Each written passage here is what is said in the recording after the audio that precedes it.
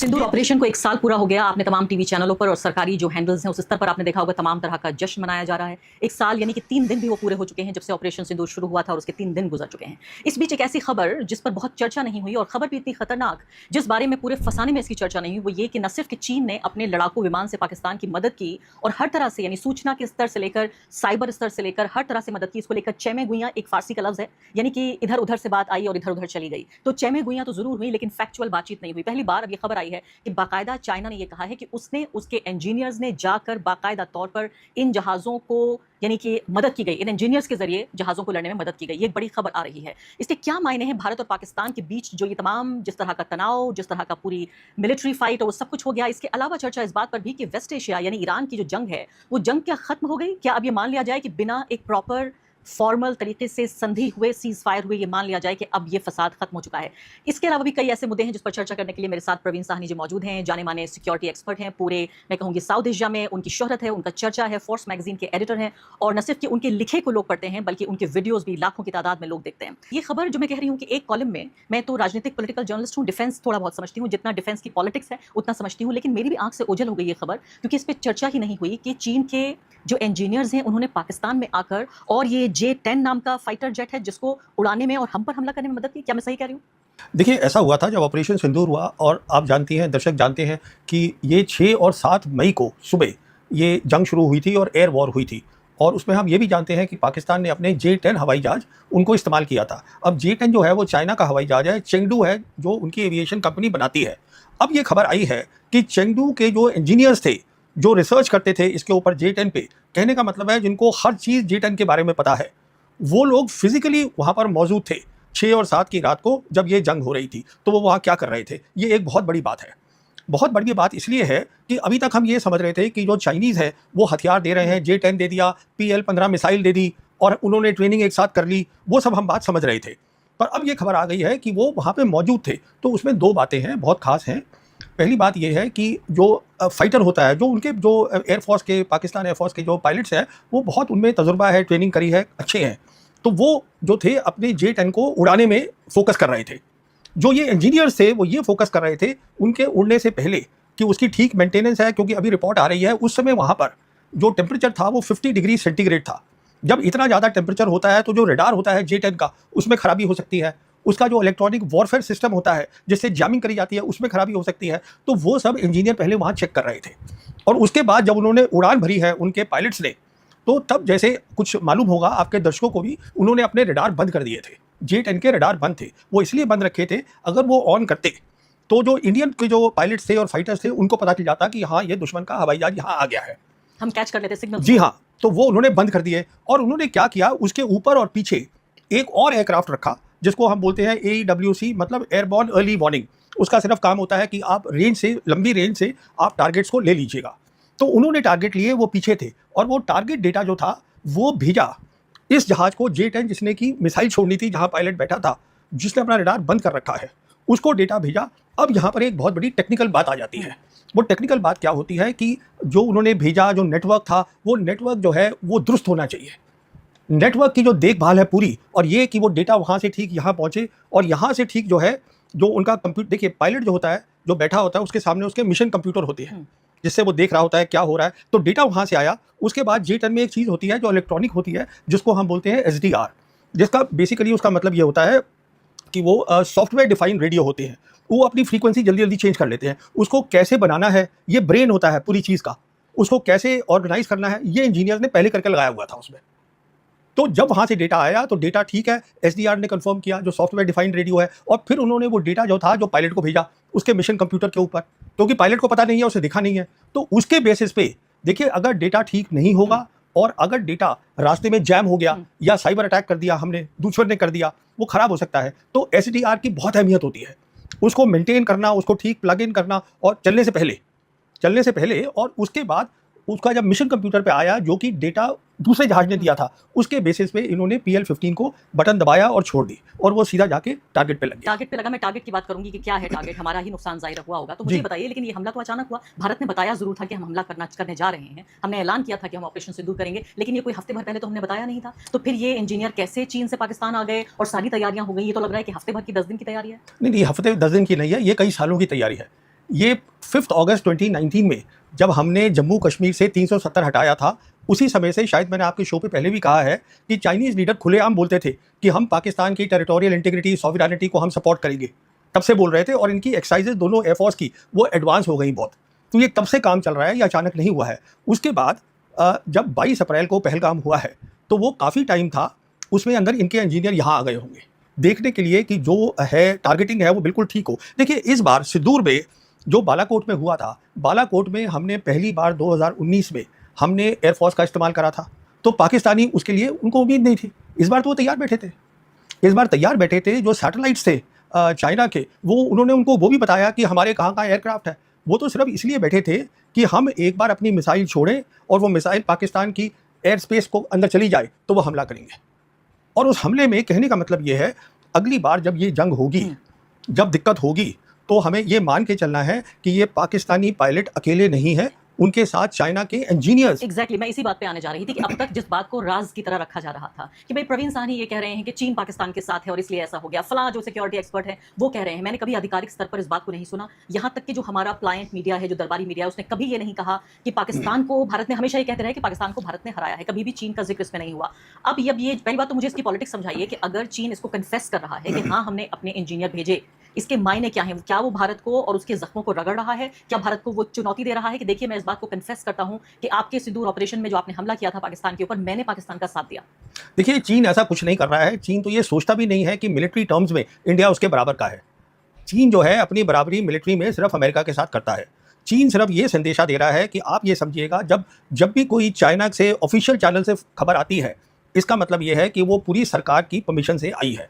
तो ये जो उन्होंने इंजीनियर का नाम भी दिया है, किसने बयान दिया है, वो सब है उनकी न्यूज़पेपर है, एक आता है साउथ चाइना मॉर्निंग पोस्ट, उसमें ये पूरी स्टोरी है। तो मेन स्ट्रीम बिल्कुल हाँ, ये भी नहीं है कि कोई, तो और ये देखिए, कोई अमेरिका भी नहीं है कि खबर नहीं, लीक होके आ गई, चीन मतलब लीक भी नहीं हो सकता है। चीन बेसिकली हमें ये बताने की कोशिश कर रहा है कि लड़ाई जो है नहीं करो पाकिस्तान के साथ, लड़ाई की साउथ एशिया में जरूरत नहीं है, मैं पाकिस्तान के साथ खड़ा हूं, ये हमें कह रहा है। कोई हमें चुनौती नहीं दे रहा है। लेकिन हमने तो ये कह दिया कि अगर एक बार और कोई टेरर एक्ट हुआ so it will be an act of war, यानी कि अगर पाकिस्तान की तरफ से कोई और आतंकवादी गतिविधि होती है तो हमें युद्ध करना होगा। तो हमें इसलिए अब सोचना है, हमने जो कह दिया है, जो प्रधानमंत्री ने खुद कहा कि एक न्यू नॉर्मल बन गया है, जिसमें कि act of terror will be act of war, और हम डिस्टिंक्शन नहीं करेंगे, हम फर्क नहीं करेंगे टेररिस्ट के अंदर और स्पॉन्सर्स के अंदर।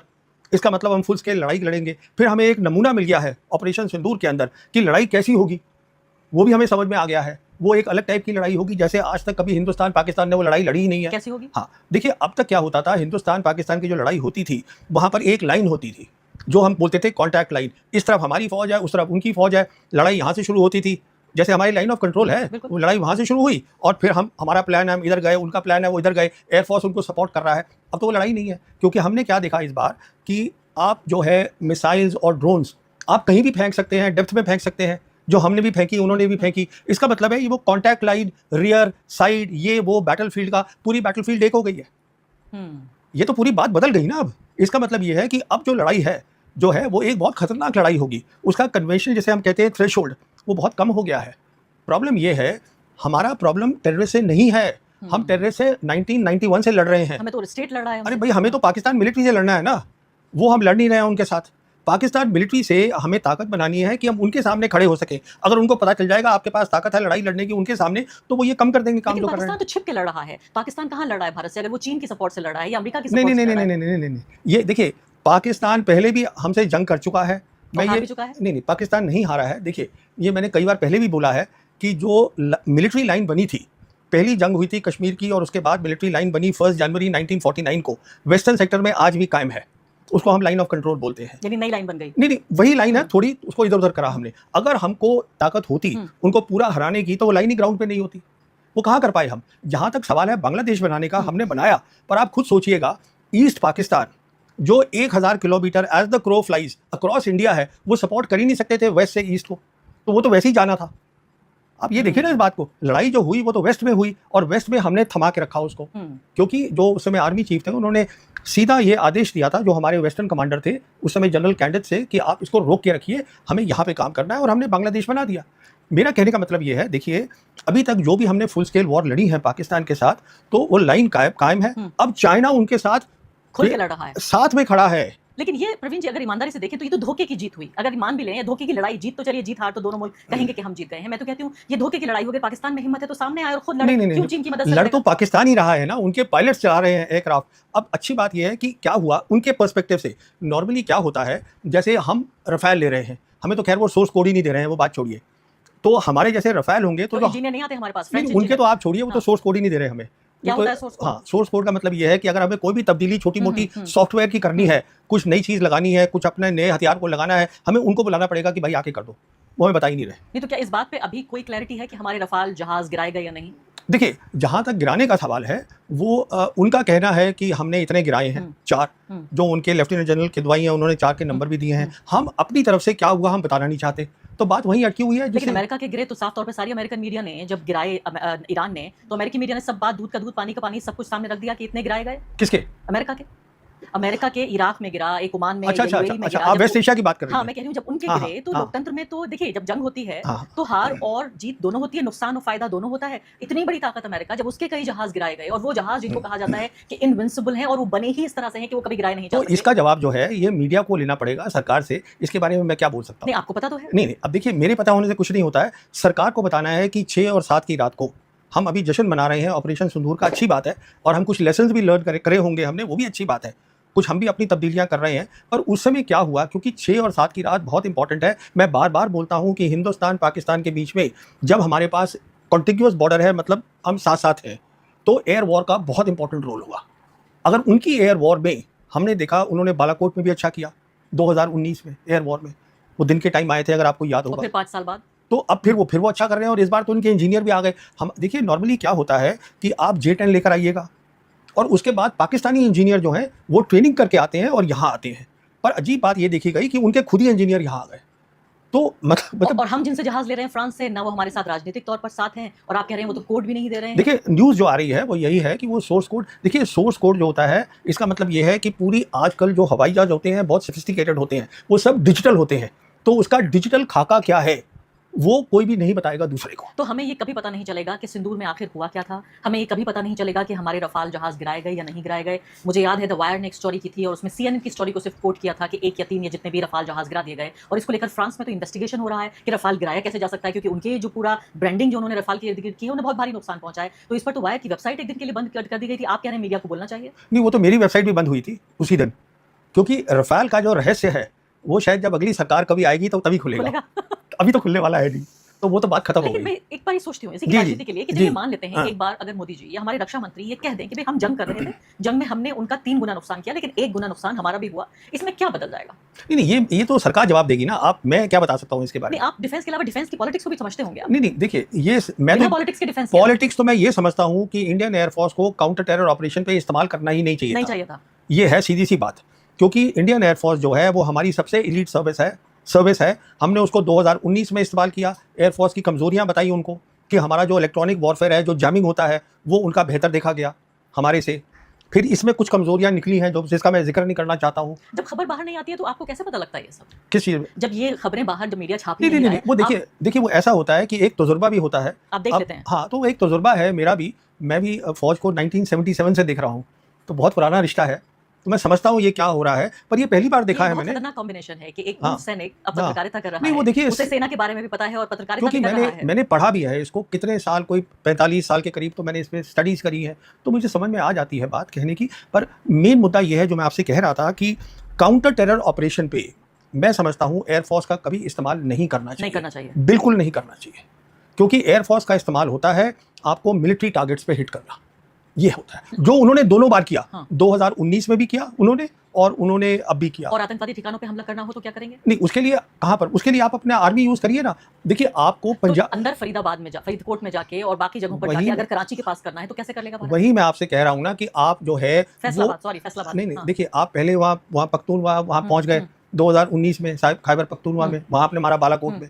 अभी आप पंजाब में चले गए, 2 जगह वहाँ मारा। तो कहने का मतलब ये है, उसके मारने के बजाय आप खुल के जंगी कर लीजिए। आप कह रहे हैं एयरफोर्स नहीं होना चाहिए, 2 फौजी आमने सामने हो और बिल्कुल आर्मी। देखिए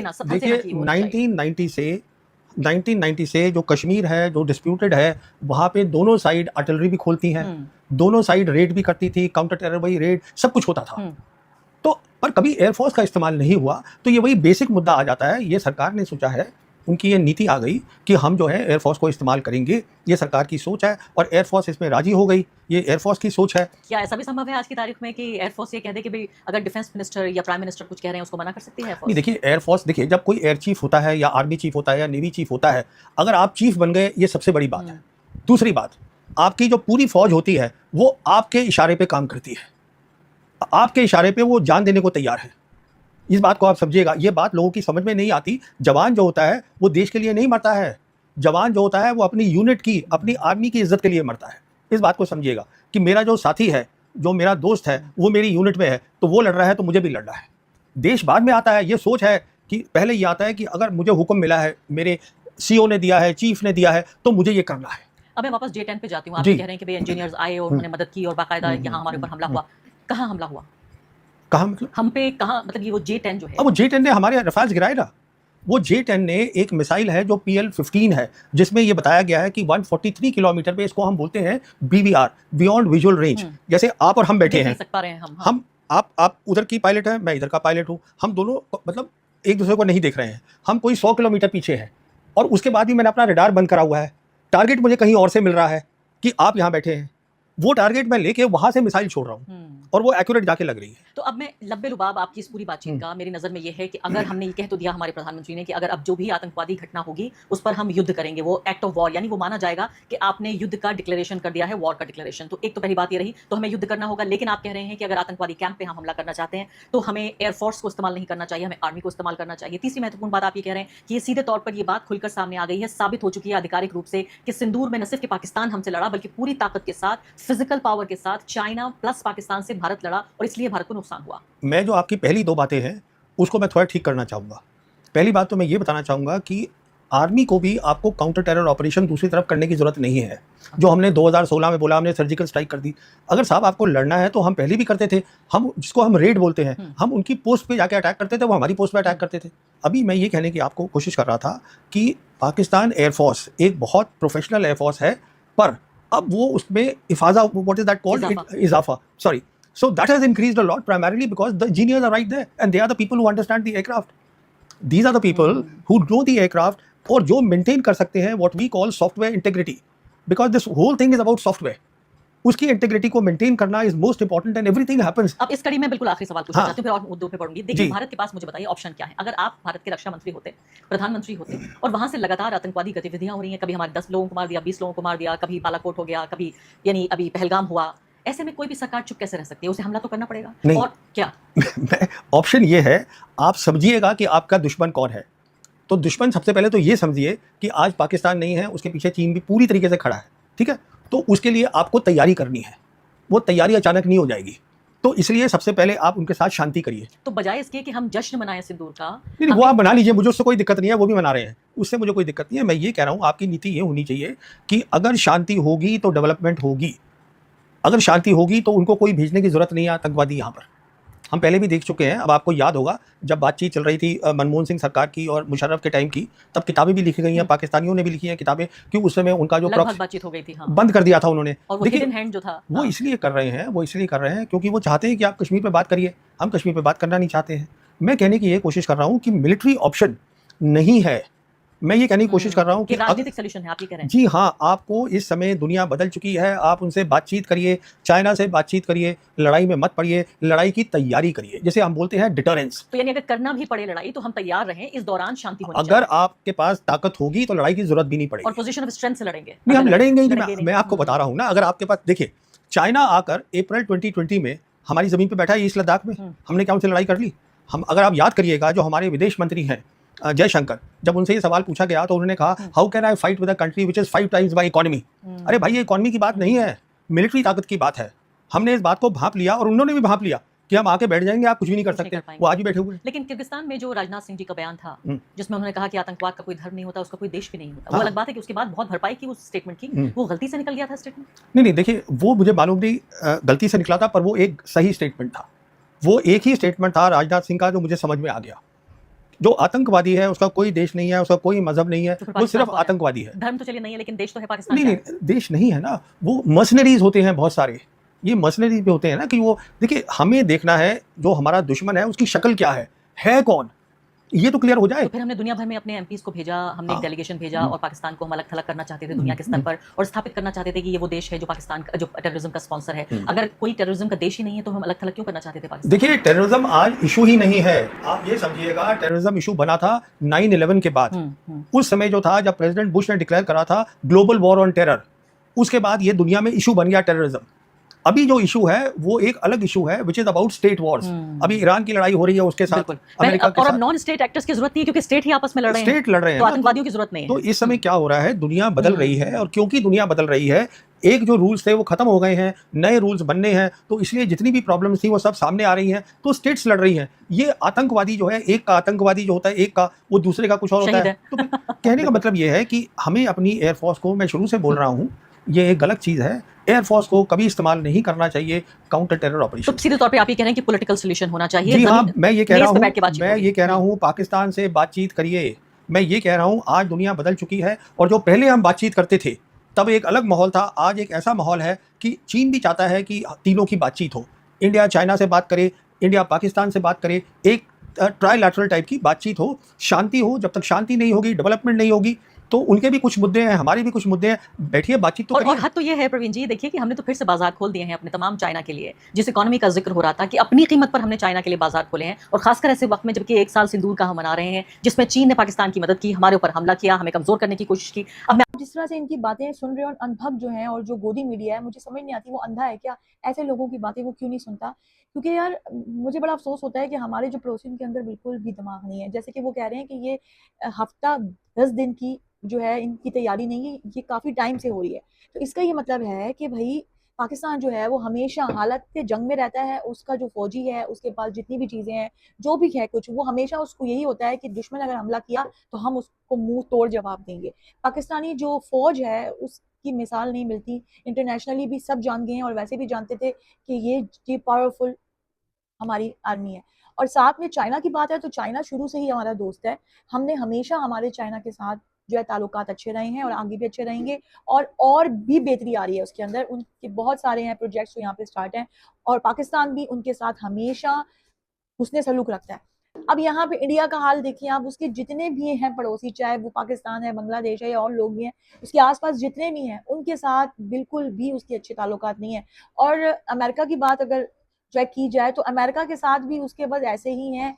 देखो ज़्यादा बिछने से भी ना इंसान की इज्जत नहीं रहती, और जो है मोदी अंकल का ये फेवरेट काम है, उनकी कोई भी आप ना वीडियोस उठा लें, हैं, कोई भी बात नहीं होती, सिर्फ हैं ही होती है, ठीक है। उनका जो ये जो जिसको उन्होंने फादरलैंड जो है बोला है और मदरलैंड कि वो मेरा इसराइल जो है बाप है, उसके बाद से तो उनकी रेपो मेरा ख्याल से और ख़राब हो चुकी है। ये कोई उन्होंने बहुत अच्छी और खुशी की बात नहीं बोली, क्योंकि देखो वो जो मुल्क है वो बेगुनाह लोगों पे ज़ुल्म कर रहा है। तो यहाँ पर भी उसने जब जब कि मोदी अंकल ने ये कहा कि भई ये हमारा दोस्त है और हम इसके साथी हैं और हम इसके साथ हैं, तो आप ये सोचें कि लोग उनको लानते ही दे रहे हैं ना इस हरकत के बाद। तो चाइना और पाकिस्तान की दोस्ती ऐसी ही रहेगी, और अभी 14 अगस्त में कोई बहुत बड़ा ऐलान भी होने वाला है हमारी फ़ौज की तरफ से। अब देखना ये है कि वो क्या करेंगे, कौन-सा जलवा दिखाएँगे, क्योंकि तुर्की के साथ भी और चाइना के साथ भी बहुत सारे ऐसे हैं प्रोजेक्ट जो कि हम आगे जो है वो लेकर आएगा पाकिस्तान, और ये बहुत ही ज़बरदस्त बात है। और हमारी यही दुआ है कि हमारी जो फ़ौज है और हमारा जितना भी ये जो सेफ्टी है सिस्टम, ये सारा जो है वो और ज़्यादा स्ट्रॉन्ग हो जाए, क्योंकि दुश्मन हमारे बिल्कुल ही पड़ोस में है, और भी बहुत दुश्मन है भाई, ठीक है। लेकिन हर शख्स को हमारे पाकिस्तान के ऊपर नज़र रखने से पहले लाख दफ़ा सोचना पड़ेगा, ठीक है। इंशाल्लाह ये जो मुल्क है वो ऐसे ही रहेगा और हमेशा हमेशा हमेशा कायम-ओ-दायम रहेगा। दोबारा मिलती हूँ नेक्स्ट वीडियो में। Okay, bye bye. चैनल को सब्सक्राइब कर देना।